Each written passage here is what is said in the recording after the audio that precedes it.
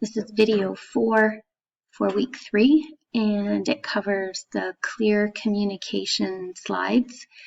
And this is about the Ted Glenn reading. It's a assigned reading, and there's a link to the reading in DC Connect as well as here in the slides. So now that you have made sure your nonverbal communication is effective when you're speaking and your verbal communication, and you've organized what you want to say, I want you to think about clear communication. So I put this little link to an article in just to get you thinking about what clear communication is, or just to get you in the mindset of clear communication.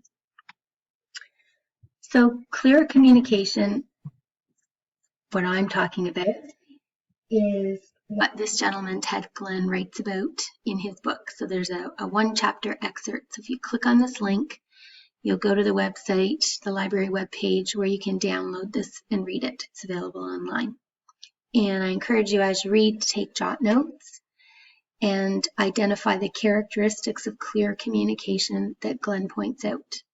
And then there's a little check for understanding gap fill worksheet that's posted in DC Connect. So you can do that after you do the reading to make sure you understood it.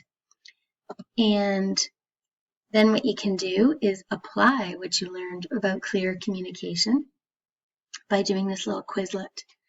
Okay, so you'll read the sentence on the Quizlet, and then in your brain, in your head, you'll try to figure out what's unclear according to the reading by Glenn, and then try to rewrite the sentence, and then flip the flashcard to see my suggestion for how it could be more clear.